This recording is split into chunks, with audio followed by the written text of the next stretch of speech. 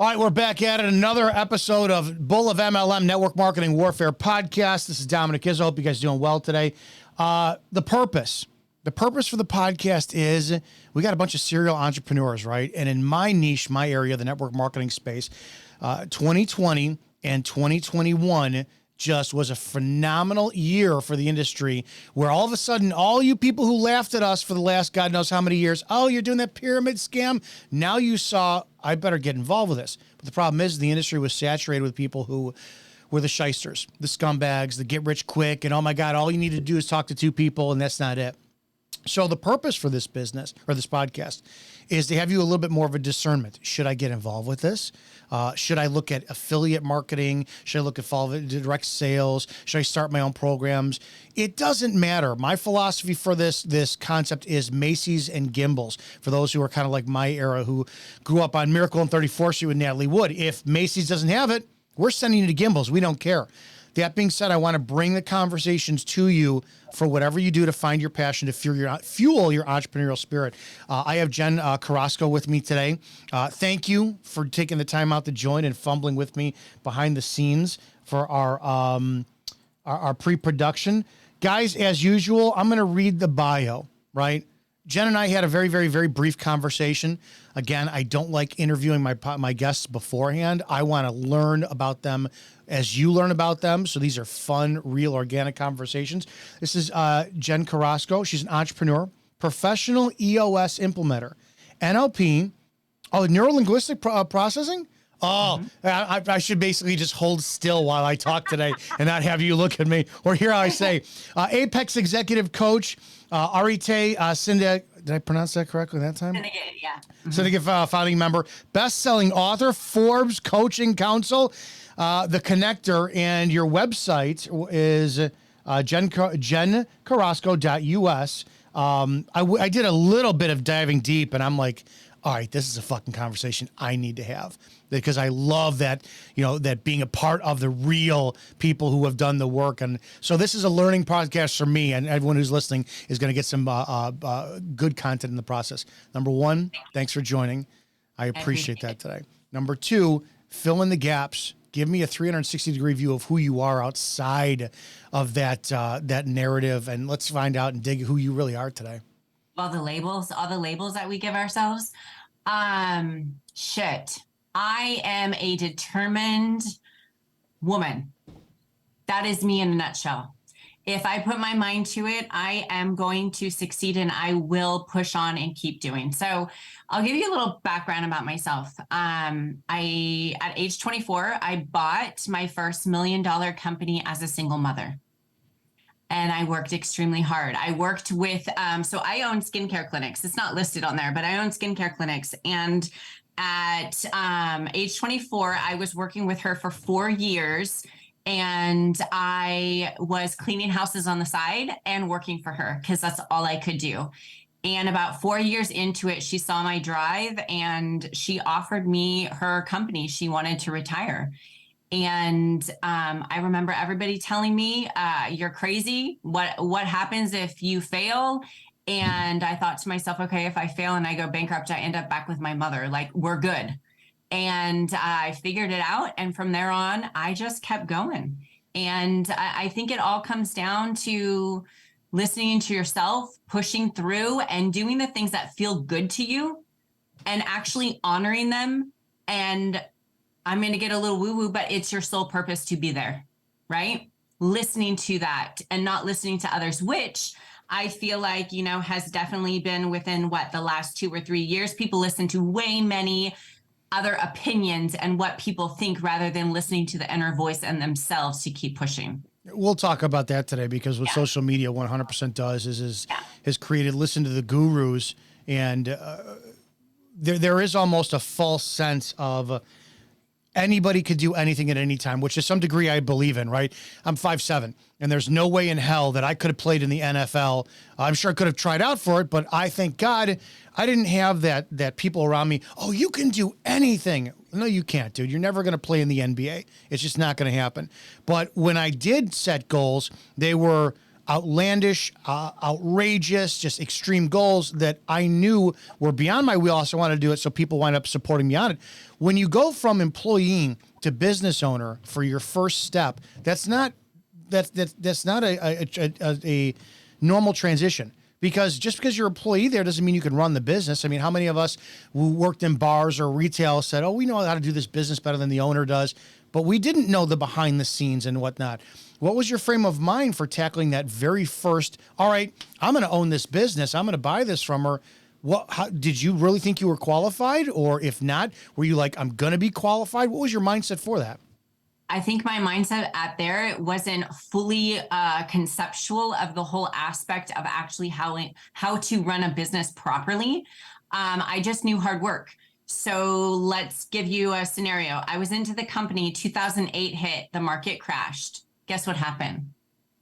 I lost everything. Oh, really? In the salon business? That's almost a recession-proof business. Wow. I lost everything. Well, the reason why is because I didn't have the implementation and the structure in my company. I didn't know how to run a company, right? They don't teach you this. So it's you are learning, and it's just in life. You fail, you have roadblocks to learn and to move on from. So from that point, when I literally lost everything, I remember thinking to myself, okay, I'm not giving up because that's not in my nature.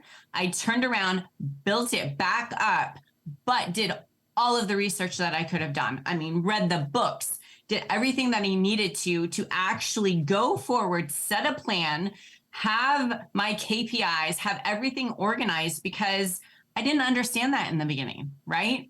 And that is what has led me to actually be successful in multi-companies, is from that massive, colossal failure. I want to talk about it. I'm going to take us a different direction off the bat, because it kind of dawned on me. You're a female, and most of my guests are females, because they're the ones who accept the invitations to be interviewed for business content. Why do we have this phenomenal surge of strong female energy leading the pack in what should be traditionally a male-dominated industry, right? I don't know the number I read years ago, but like on the Fortune 500 list, X amount of CEOs were male. It just I think it still is, yeah. So if that's the case, that literally is a question. Why do you think that women are dominating the entrepreneurial stage right now? I know in network marketing they are 100%. It's a female. I mean, 70 to 80%. And the leaders, oh dear God, it's 9 out of 10 who are women. Why is this such a strong cycle of female energy in this time in history for entrepreneurship? And I don't want to put anybody out in this, but I'm going to be completely transparent. It's egos. I think women are very good at understanding the balance of masculine and feminine, and where the balance is the best, instead of living in their egos at all times. Does that make sense? It does. Yeah. I come from law enforcement. Egos is huge there. One of the things that I really wanted to do was, one of the problems, and I'm very transparent about this when we talk about network marketing specifically, is the predatory aspect is going to the women, the housewives who don't have any business sense, and they're easily manipulated, and all it takes is this little bit of a shine on and get their attention. And I wanted to start attracting more of the masculine men who didn't take network marketing seriously, but it blows me away that mostly men are so good at taking orders, they're not damn good at thinking outside of the box. I can go to 100 cops and go, you're bitching about this, you're a natural leader on the street, you could do this, go own your own business. Well, no, they need to be told something what to do. Do you think that in the entrepreneur space that women, they do make better leaders, they are more dynamic, they could think outside the box, they can multitask? Are these attributes that are more inherently geared towards females and men? Good question. I work with a lot of males and females, and I want to say there's a balance. It depends on, more women are better equipped because we don't get bruised easily, right? I feel like most men do, and unfortunately, it's the way that their brains were programmed. It's the way that they have been programmed since, I don't know what, the 50s, the 60s, right? And it's not so, and this is going to be a sticky conversation, I feel like, for some of the women, but I love my son. I could never stay at home with him and raise him. So for the women that do that, I give absolute kudos to. I could not do that. But the thing is that what we're missing in today's society is men actually being men and women actually being women. And the thing is that we can run companies and we can do what we need, but we also are women. We're the intuitive people. We're the creatures of creation. We're the strife that gets all of that together, right? And the men, I feel, are very much more of the providers. They're very much more of the structure. And I'm not saying women are not capable of that. They are. But I feel like there's an imbalance in the world with this. What's your passion with teaching each group? You clearly have a dynamic set with both of them. I love it. What do you, yeah, talk about that. What do you, like, I know there is, and I'll be the first to admit it. Like whenever I teach, if I teach, it doesn't matter if it was law enforcement tactics, if I teach MLM, whatever, you have two different audiences. You got to know how to quell the men, because when men come to a group, I can't imagine what it's like being a female teaching men. It was always my experience when you go teach a class of men, they're there to show you what they know, not there to learn. It's always been my experience. And the women, it's kind of hard to keep them on track. So, and then you get the ones who do over the top masculine energy that are always challenging you. People's skills, and this is something I'll talk to you about AI. I got to remind myself this later on. People's skills are so lost from the last maybe 5 years of social media. I want to hear how, is this how is your dynamics with both people, both genders that you're teaching? And then are you glad you're teaching because this is keeping your people skills sharp? Absolutely. And I really want to reflect as far as NLP training has really helped me to understand how to speak to different individuals, because I can speak at the way that they think and the way that their brain is calibrated, right? So working with men, what I've noticed is I don't get challenged with men. It's almost like they're looking at me as their mother or their sister, and we work really good and they follow direction really good. And they're very vulnerable and opening up more to me than they probably would be another male, right? So I get that from that aspect. Then from women, I get the aspect because I can emotionally connect with them on a level, but then also help them to see the bigger picture of what they can't see for themselves. It's funny, men, and this is what I say, like, and I don't want men to think that I'm bashing them and saying that they don't have this massive ego, but men have a tendency to have more of an ego than women do. So a lot of times they think they're not better than, but say for instance, you're a little fluffy, but you have some muscle, you look in a mirror, men are going to be like, man, look at this. I'm strong. I'm buff. Look at these muscles, right? A woman is just going to tear herself apart, right? So it's understanding the balance of how to build somebody up and actually how to take somebody down to a different level. It's just finding that balance. And to be honest with you, a lot of coaches out there, a lot of business people, they can't do that. You know, this is the way it is. And it's not like that with every single person in every single company. It's finding the fit that works with that company and helping to manipulate it to where they can go forward with it. I want to talk about that. I'm going to ask you because you've clearly been in the game for a while. I was an FTO, field training officer.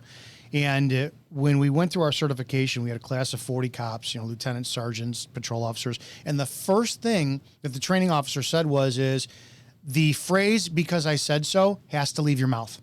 You cannot be, and we were like, what are you talking about? It doesn't matter if you're in a gunfight and you tell your rookie, get out of the car, get behind the engine block. And if he goes, why? You can't say because I said so. I come from an era, you got a coach that tells you to do something, you don't argue. You got a boss tells you to do something, you don't argue. Yeah, I had parents tell me to do something, you don't argue. You always did that. So now we're in this day and age where, with social media especially, everybody's an individual. Everybody has their feelings. How did you adapt yourself because I said so, I am the expert, I've done this. How do you meet people on their level and still lead the pack and be ahead of the game? Good question. It's not a skill set I have. It is such a hard, I'm fast approaching 50 and it's like, no, get this done. I've done this. This is the way it's done. And I did it. Well, I just did it. It's very difficult to wind up being in a people-based industry and meeting people at their level. And I'll two-part this question for you, really just to fuck it up, is the draining, right? Lowering the level. If we're always talking about, hey, you got to be surrounded by the best people to be successful. Well, when you're kind of going down on the knee level to wind up bringing that person up, you are, adopting their empathetic energy. So with you, here you are leading and training and blazing the way, coming from a background that's very, very set in stone. Now you're adopting to people. Now you talk about balance. You've got to keep yourself sharp without losing them and without losing yourself. Exactly. And it's the way you phrase things, right? For instance, if I were to say, if say you were to ask me, or my husband was going to ask me to go out to dinner tonight, right? And I couldn't go. And I said, I love you, but I can't go out to dinner. All you're going to hear is the but. But if I said, I love you and I would love to go to dinner, I have other arrangements, let's do it another night. It's the way you phrase things. It's the way you talk about things. So EOS is implementation that works for every single company. If it's not working, I understand the fact that they're not doing it properly. So as a leader, how is that my fault that I'm not sharing this properly with them to fully understand what they need for their company, right? So is it a mindset thing? Is it something that I have to work on with them? Or is it something that they're just self-sabotaging, right? And I'm not to say that there's certain times where I will fire a company because it won't work, because they will not let it work in their own brain, right? So a lot of times with anything in life, if we want to achieve something, we have to see it. For instance, if I were to say, I'm going to go to a CrossFit and I'm going to lift up a 50-pound barbell and throw it over my head, but if in my subconscious is saying, oh, you can't lift that, that's really heavy, do you really think I'm going to be able to do it? No, I want to back you up. I've had that neuro-linguistic programming. I've had that where I've had the like you lay down with the headphones, and I found out that like my subconscious was always one of my worst things. Here I am, like I will say vocally, I am the number one blah, blah, blah, blah, blah in the world. And I'll affirm that constantly, but my subconscious knows I'm not. So I've seen the difference of, well, maybe you're not hitting your goals because your subconscious is really fighting with that. I thought that was phenomenally interesting to know about, but continue. No, it's true. So I always tell people, think of your brain like a computer, right? When we're in our mother's womb, it's fresh, right? We're in our mom's womb and we start getting her feelings, her emotions, the way that she thinks, the way that she hears, not the outside, right? It's imprinting in our brain already. This is already happening.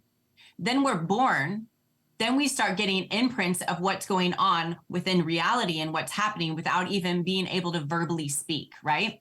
So say you're in your crib and it's dark and you're a baby and you're scared, you're fearful because it's dark, but you can't speak, you don't know what it is.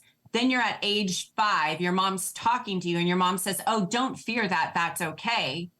Your brain now goes like, ding, ding, ding, ding, ding, ding, ding. All those times, like a domino, that you felt that emotion, now it's embedded in your brain of exactly what that is.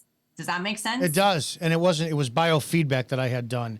It was so impressive to see how the subconscious works on that. Yes. Does this, we don't realize we're doing it.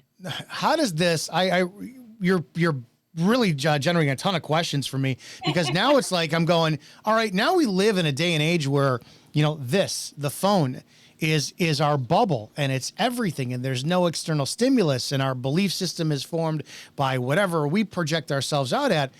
Again, I'm going to keep coming back to, here you are, you're a leader in the entrepreneur industry and you're training and you're teaching. What kind of roadblocks do you find that this generation of entrepreneurs is going to come up is running into the most, if you will? Is there any one thing that sticks out that you're like, man, this is not what it was like in the early 2000s? Here we are, 2022, 2023, and it's like this is a different animal that we're going to face that's going to affect the next 10 years. Everybody has an opinion. Everybody thinks that their way is the right way. Everybody says that you should be doing this in business to get to a certain point. And I'm going to be very, very honest here. And a lot of the answers lie within yourselves. I'm not saying don't read books, don't get educations, don't get seminars to educate yourself. But a lot of times the answers lie within ourselves. So I'm going to explain something. I don't know if you're going to be open to this, but I have a spiritual coach, right? And a lot of times when we think of things for ourselves, for instance, if we want to do something, we listen to our gut, right? We always say, oh, trust your gut, trust your gut. Well, our gut actually has a fear base because it thinks it always wants to keep you safe, right? Have you ever heard somebody say, listen to your higher self? Yeah. Okay.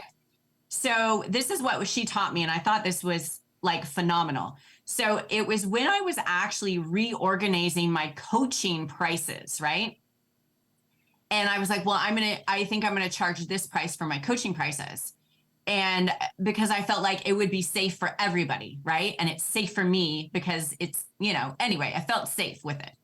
Then she says, no, listen to your higher self. And then I always resonate my higher self above my head. And I always think of it as like this head that says yes or no, right? And so I close my eyes and I'm like, okay, is my coaching prices at this level what it should be? And it's the first answer was no. And I was like, oh, that's really uncomfortable, because you feel it in your gut, like, oh man, that's really uncomfortable. And then I'm like, okay, is my coaching prices at this point? And it was like, no. And I'm like, that's a lot of money now, right? And then finally I get to the next price and it was like, that's a yes. And I was kind of like, and I know people are looking at me like, how do you do that? But when you start listening to yourself a bit more with things, your body speaks to you and talks to you. And you do this in business all the time. Whatever you do in business, you do in your relationship and you do in your life. Every single thing. Are you talking about boundaries and demanding and setting expectations? And when the price thing is huge. I owned a gym for 3 years, and my gym failed because I was so set on passing on the knowledge I knew that when people said, hey, I can't afford dues this month or whatnot, come on in and come training, this and that kind of stuff. Yeah. And the gym failed. And I said, I'll never operate anything again. And after a couple of years off, people were like, hey, you got to start teaching again, this and that. To scare them off, I went, no, these are my prices. And I significantly thought, what is your worth? I'm not charging what this guy is charging. I'm a million times better. I offer more. So I said, all right, I'm going to put exactly what I think is worth is out there. And it was astronomical compared to what I was before. Business increased.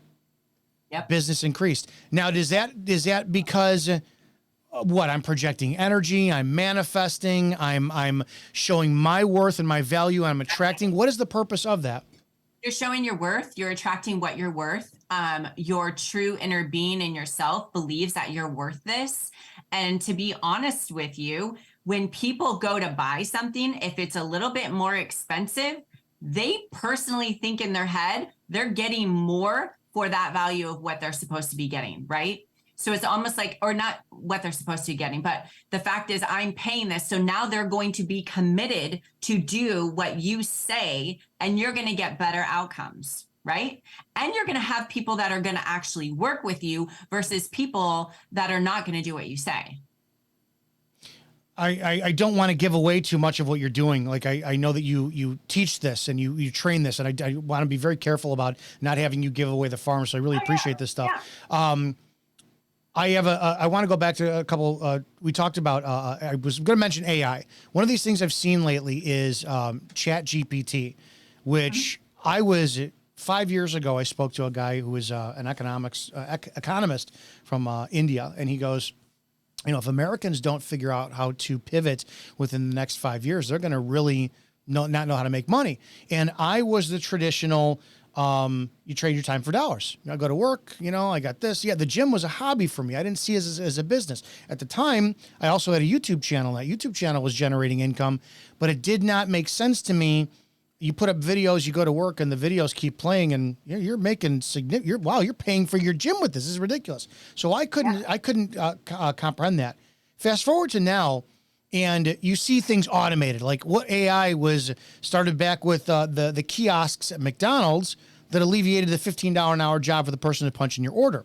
So a couple of weeks ago, people are starting to talk about Chat GPT, which you can ask a question into this, and it will write you whatever you ask. It'll write you a novel if you want. This then is now going to sit there and put the copywriters who for the last 5, 6, 7 years were making, I'll teach you, I can make millions of dollars a year doing copy. Do we think now that the pendulum is going to swing back the other way to where it was all automated, and now you better have people skills and you better have an intimate knowledge of how to deal with people in order to succeed? Are we going to see technology advance that much to where we need people to know how to deal with people in order to advance capitalism for the next several years? I personally think you're going to get the best of both. That's my honest opinion. You're going to have people that are so busy that are still going to need copywriters, and that's going to help their business so much more to where they can actually free up their time a little bit more, is what I truly believe. But you follow Andy Frisella as well. And so Andy, so I was I started that with them when First Form, started. I was one of their athletes. And the one thing that he taught me, even from the brick and mortar, is to make sure that you do the handwritten notes, make sure that you do the calls, make sure that you do everything that you're supposed to be doing, right? Because that is key. Now, I co-own an electrical contracting company as well with what I do. And the thing is that with your type of business of what you're doing, you need to do it all, because not everybody's going to do it. We still write handwritten notes. We still send emails. We still call people. We still send birthday gifts. We still do all of that. But then on top of that, we create the AI to do a lot of our marketing and to do everything else that we're doing. So I really feel like it's going to benefit for both. So for instance, I'm in the Arate Syndicate, but I'm also in the Apex Executive Group. And Apex, people want to be around other people. They want a family. They want a community. It will never go away, ever, right? And especially, I feel like this year especially is all about community. It's all about everybody working together to get to the next level. I don't know if you went to the last Arate event, but Andy lit a fire up my ass. And because I'm an EOS implementer, right? So I go in and I work with companies one-on-one, right? I help to implement. And he said this thing of, in order to change the world, only entrepreneurs can do that. The reason why is because we are the people that can actually change society, to change the world. It's not the politicians. It's not anybody else. It's us. And it got me to think, like, how can I personally help more people that can't afford me? So then that way we all can change the world for the better. How can we do that, right? And so that's where it comes to. It comes to community. It comes together. Just even like this, it's coming together, sharing bits and pieces, helping them, educating them. So then that way, you know what? They can't screw with us entrepreneurs. Because we're going to run the world. This is making a ton of sense, where when I got back, I've been involved with network marketing for 10 years plus, and I was always embarrassing because you never wanted to talk about the pyramid scam. And I missed. He's doing awesome. Oh yeah, I missed the community from law enforcement. Right, I worked in a very crappy neighborhood, and it was so awesome when you pulled up and somebody was so thankful that you found their bike that somebody was stolen. Right, it's that little stuff. When I went to do Andy's podcast back in August. And I'm very big on customer service. I came from the nightclub industry, went into law enforcement. Customer service is everything to me. I walked into that building and I had to do a testimony for it. And from start to finish, and it's not a joke, DJ, his co-host and security, took me on a tour afterwards. I chalked it up to Andy's Italian. He's a fellow Italian, so he's going to be hospitable. He's warm. He's really great, this and that. The entire way that the company ran was community. When I actually left there fighting back tears because they set a locker up, they had content going up, handwritten notes on every single thing I left with, and I could not believe the level of care that company did and the volume they do. So when I came back, that was a missing piece for me with my team, which was I'm a recruiter, I'm the bull, I'm going after it, and I went, I have to work on the biggest missing piece for me, which is going back to the community, because over the last several years, it's been a very uncomfortable space for me to be like, I don't want to care about people. I want business.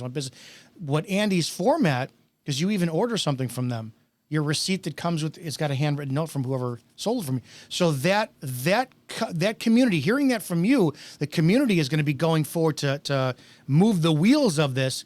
That's a massive validation and something that I want to be true. I have not heard Andy talk about that. I was not at the last event, but to hear you say that, it's validation that, fuck, I'm actually looking in the right direction where this is now, I have to pivot from, okay, you're great at what you do, go build your community now even more. That is huge. Yeah. And think of it like this. It's so funny. My other half and I, he's always like, it's about money. It's about money. And I'm like, no, it's about having your heart. He's like, heart isn't going to give you money. And so my explanation with all of this is the fact of, how did you feel when you left there, right? You were in tears when you left Andy's, right? Because your heart was open. It's because you felt accepted, you felt appreciated, you felt loved, right? That is all that people want in this world. Mm-hmm. That is it. It's not money. It's not anything else. Do we want to be wealthy? Do we want to be rich? Do we want to go and do whatever we want to do? Of course we do. But if we feel accepted, appreciated, and loved, there's nothing that we won't do for you. Let's talk about the counterbalance of that, which is the guilt of wealth. Right? A lot of people talk about this. Andy talks about it. Ed Milet talks about it. One of the biggest hurdles I had in the beginning of any of my businesses was no, you can't. Money's evil. You can't have money. You could be successful and help people. That's bad energy. Right. Yeah, so absolutely. Do you experience that? Have you ever had a problem with that? Do you experience that with training with people? We hear it all the time. And one of the biggest things in the network marketing space is people, they're afraid to say, I want to make money. You'll hear all the time, I want to help people. I really want to give people back. I really want to do this. And well, you want to make money. Well, it's not about the money for me. Well, if you don't have money, you can't help people. So do you run into this problem too? Absolutely. So money's beautiful. Money is going to buy you the luxury, the life, everything that you need, right? You are worth a value of money. If you are helping other people, it's just like back in the days, right? They didn't have money, but they bartered. It's the same concept nowadays, right? I give you something, you give me money back. Is money evil? Absolutely not. Money is energy, and you attract it just with single thing that you think. And when you have money, the best thing you can do with money is be able to help other people. So why wouldn't I want money? I want as much money as I'm going to have as much money as I want to. So that way I can help other people. I can do things in life. I can show people the way of how to do things, right? You think capitalism is in danger? You think with the way America's going, and I mean, you're speaking about really changing the world here through entrepreneurs, through capitalism, through really making a difference, teaching people. Do you think that this is going to be a threat, and it's going to scare more people into, oh, we do need to be a socialist society and be taken care of? Do you think we're at a threat there? I think they're wanting us to be that way. And I think there's more people stepping up and definitely understanding that that's not what they want, and getting on the right track. I've seen a lot of shift within the last year and a half of people stepping up, doing their thing, and actually, pushing forward and not. how do I say this? We're going to have the people that are always going to be in fear. And we're always going to have the people that don't want to do anything and get taken care of, right? We're going to have that no matter what. But as we can start gravitating to a new level with ourselves and entrepreneurs and get to that point, those people are going to shift. It's going to start to see a shift, because if we bring what you're doing, what I'm doing, what Andy's doing, Ed's doing into the communities, into our businesses, we're going to start changing the mindset on people. It's not going to be the same cycle that they're used to, because the companies are actually going to care about the people. That'll be new. That's something that I've never experienced. Every industry has always been, there's no loyalty, there's no employee loyalty, this and that. So it's going to take time. So could that be attributed to where you're talking about just 5 minutes ago, the community is going to be one of the most important focal points of businesses. So are we going to see a outgrowth of new entrepreneurs who put the employee first, because they understand, hey, business doesn't work if you don't have happy people, and then you're going to see that shift change? You notice, and I notice this a lot within companies, is there's people that think they wanted to be an entrepreneur because they like to lead people, right? But when they get into the day-to-day of running the business, they don't enjoy it, right? And you start to see the shift. So I'm trying to give an example. So Andy, I'll give an example of Andy with First Form, or, with a lot of what he does with First Form. He's the visionary. The visionary is the person that just talks about the vision, explains the vision, does the core values, does the core speech, does everything. And then you have an integrator. An integrator is very much like a COO, somebody that organizes the team, right? Somebody that implements everything. So you think you have a baseball coach that runs a team, right? And so a lot of times what happens is when people think they want to be entrepreneurs, they realize that, oh, I don't have the skills to implement. I don't have the skills to implement. I don't like this, but I can work in a marketing part of this company and be a leader and an entrepreneur in there. Does that make sense? It does, and it's needed, because that's a very big problem, especially in my industry, where I'm great at pitching, presenting, closing, objection handling. You'll never get no. I'll never get a no out of you. I can't tell you how many people wind up, I can't do what you do. I can't talk like you do. That's okay. So how do we present this, shift this, get the mindset change of you don't have to do anything, because I'm not the best organizer. I'm not the best structurer. There's a lot of failures that I have. Didn't send a link to you today, right? So Yep. There's a lot of things that I lack at. How do people recognize in a very me society, I could do it my way works. How do we start to, you just presented a conundrum. What we need to have is community. What we have is social media, where everybody is their own and they do their own thing in their own right way. And then now you need to recognize the fact that you need that community to be successful. How do we start bridging this gap? Yeah. So when I go into companies, this is an exceptional thing. So when I go into companies and I work with them, I have this little piece of paper that says delegate and elevate, right? And on this piece of paper, it has 4 little sections, and it says, I like, I'm really good at, I don't like, but I'm okay at, what I don't like and not good. Anyway, I go into the leadership team. I say, I want you to sit down for like the next 24 hours by yourself. And I want you to think to yourself, what do you do day in and day out at the office? And I want you to write down what you absolutely love here, what you're really good at, what you're excited about. Then I want you to write what you're good at and okay with, and then literally get down to the details of what you do not like to do, right? Highlights everything for a company. Then what we do is we say, okay, this is the structure of the company. This is how the company is going to be running. This is where it's going to be 6 to 12 months from now. How can I fill these pieces in with what these people are good at? Now, what happens is now you find out, okay, Sally, I don't know, say she was in marketing and she was writing emails. but she's really good at social media and she likes doing that. Okay, well, let's move her to that position. Let's give her that and see what she does with it and runs with it. And then all of a sudden your social media is blowing up because she absolutely loves what she's doing. Right? People get stuck in a situation in companies where they're just doing something because they're really good at it, but they don't like it. Yeah, we're seeing that And problem all that over social media. is Yeah. how you create community. That is how you create people excited to go to work. That is how you create everything you need. And you create the fact that they don't want to leave and start their own company because you pay them well and they're really freaking good at what they do and they love it. So a good leader is going to start looking at, instead of, I would say, leading an industry, but would be looking for the people that they can steer the boat with.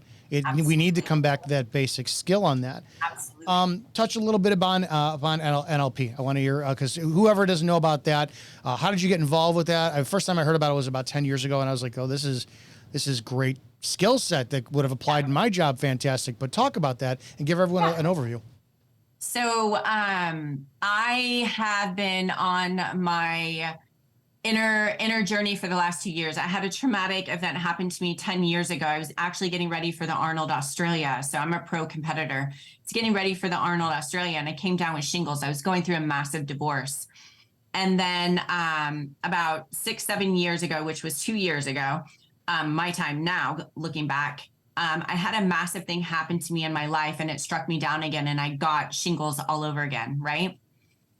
And then I kept getting shingles literally every 2 to 3 months. And I was like, what is going on with me? I really need to start doing some inner work, figuring shit out, because whatever is happening in my life is a cycle that I'm projecting over and over and over, right?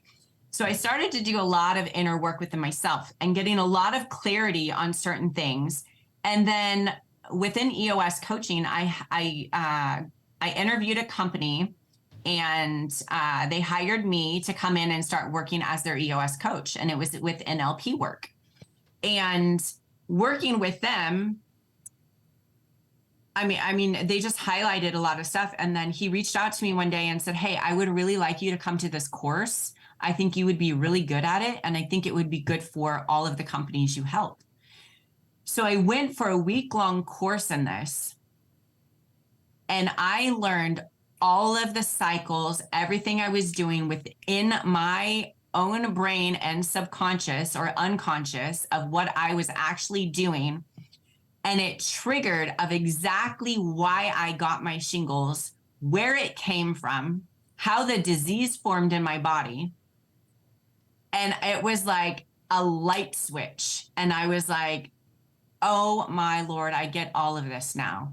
And so learning it all. So now in July, I'm going back and getting my my master's practitioner license in it, because then I can actually go in and help with disease in the body, because you learn that, right? So because disease is disease in the body, meaning that we store things that are uneasy within ourselves. And what happens is that what the coolest thing was that I learned is shingles lies in the nervous system, right? I had no idea. Wow. And the thing is that they're called parts, and parts are with us like, we're not worthy of that, or we're not pretty enough, or we're not this. It's not like our full being, but it's a part that we carry. Well, do you know that those little parts actually embed in our nervous system? I had no idea. And so it triggers our whole body to think that way at certain points. And that's why a lot of people go through depression. That's why a lot of people have different ailments. And it's all because of the thinking that we're doing in our own brains consciously or unconsciously. And it's amazing when you actually look at it and think about it. And have you ever heard people say, you know, I'm an empath?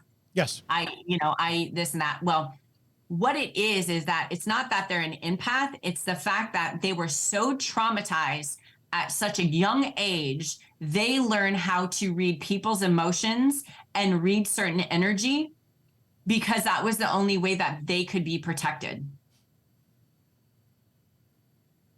I have to wonder if that's what stems people their resistance for any type of success, meaning that I'm going to go up to you.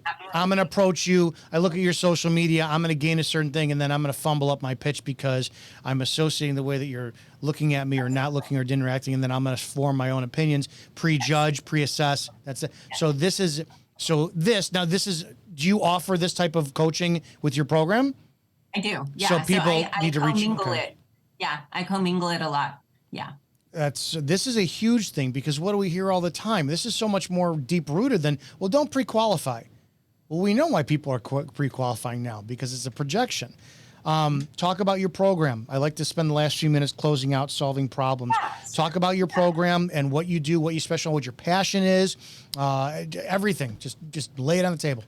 Sure. So with my 2008 downfall of losing my company, I went in and learned a lot about EOS. And about 3 years into my electrical company, I hired an EOS implementer to come in, learned all the foundation. And then when all those companies were up and running, and I started to work with like Arete, Apex, things like that, I started to understand that there's a lot of people that own companies, but they really own jobs. They don't have everything structured. And that's when I decided I'm going to go back in, I'm going to get my certification, and I'm going to go in and actually help these companies to form the foundation of their company. So then that way they can walk away on a vacation and their company's still running. They don't have to be there, right?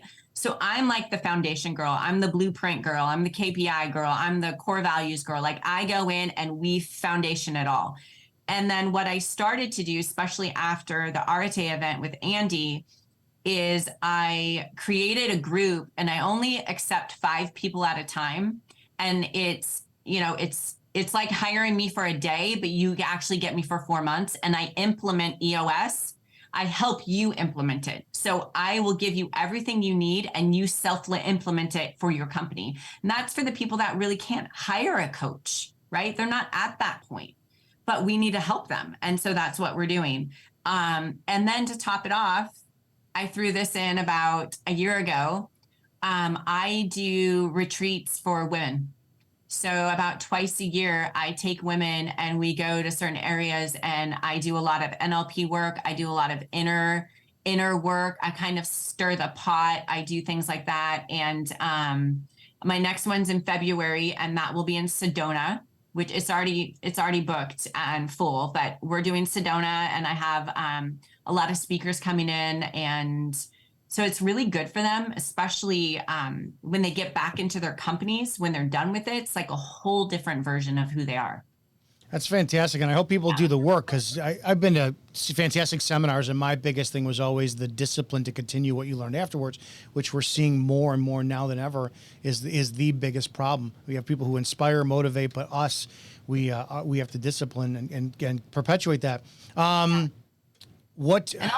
Can I jump in on that? Please do, please. So it's just like the NLP. When I went for the training, and it was an intense week-long training, like it was from 12 o'clock until 8 o'clock at night every single day for a week. And you reconfigure your brain and then you come back. And this is why I want to highlight it. You come back into your life. And this is why I say with people, like choose wisely who you're with and who you're around. Because the thing is that if you want to change your mindset, but you are still in the mindset of the people that are surrounded by you that don't have that higher mindset, you're going to get dragged back down, right? So coming from learning that, then coming back into my environment here, with my other half, it was like he actually had to start learning different language with me. Because if he didn't, we probably wouldn't work through things, right? And so this is a huge concept. Like when you're at that level and you're ready to pivot and take a turn, you really have to put your mindset somewhere completely different and really pick and choose who is implanting seeds in your brain. So last thing, because this just sparked this to me. We talk all the time about that you're the product of the 5 people you spend time with. And lately we have some very, very well-known big names that are all over social media. Social media is given a chance now for people to, instead of being discovered, to make themselves, right? if you have that one person who wants to get in your circle, Andy's circle, Ed's circle, I'm fearless, meaning that I'm not going to just, hey, Jen, how are you, this, that. I want on your level, I'm going to make sure you know who I am. I'm going to make sure Andy knows who I am. Ed knows who I am.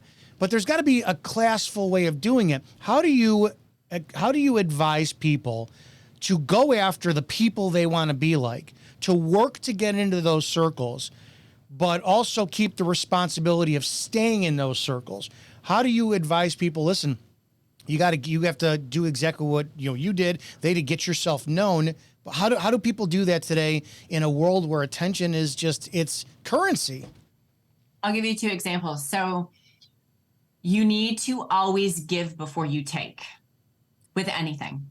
If I message Ed Milet, I'm giving him something or talking to him first before I ask a question from him or ask something or of help from him. Does that make sense? Yes. I give to him. Another thing is be true and authentic to who you are. And the reason why I am good friends with Emily Frisilla is because way back when social media was starting, she posted something on Instagram and I commented that I didn't agree with her. And she privately messaged me back and we talked back and forth like regular human beings. And then they invited me to St. Louis. And to this day, we're still good friends. Isn't it amazing? People forget that doesn't matter the level that you're on, that people like, I'm friends with Jessie Lee Ward. Yeah, and I'm shocked that I'm friends with her, right? Because one day I messaged in her DM telling her how awesome something was, and we had a normal conversation, and we talk every now. It's like there's human beings. That's the thing that I guess that there's the balance, right? Because the biggest thing is you still have status that has to be maintained for the sake of business to helping others. Andy does, Jessie Lee does, all this. There's one of my favorite sayings is familiarity breeds contempt. So it's like the second that I slide into your DMs and I say, Jen, I love your work. I'd love to have you on a podcast. You valuable, blah. How do I prevent from draining from you when I can't give much back, right? I don't benefit that much for you. But how do the normal person prevent from draining from you while still staying associated? Does that make sense? The question I'm asking? Absolutely. Yeah, no, absolutely. So for instance, I'll give 2 examples. Ed Milet, there was a couple questions that I wanted to ask from him. And so I messaged him the questions, but then I said how much I'm grateful for him and what he does and what he puts out for people, and that it pushes me and inspires me, and I build him back up, right? So even though I'm asking a question, I'm still reciprocating of how much I appreciate everything he's doing, right?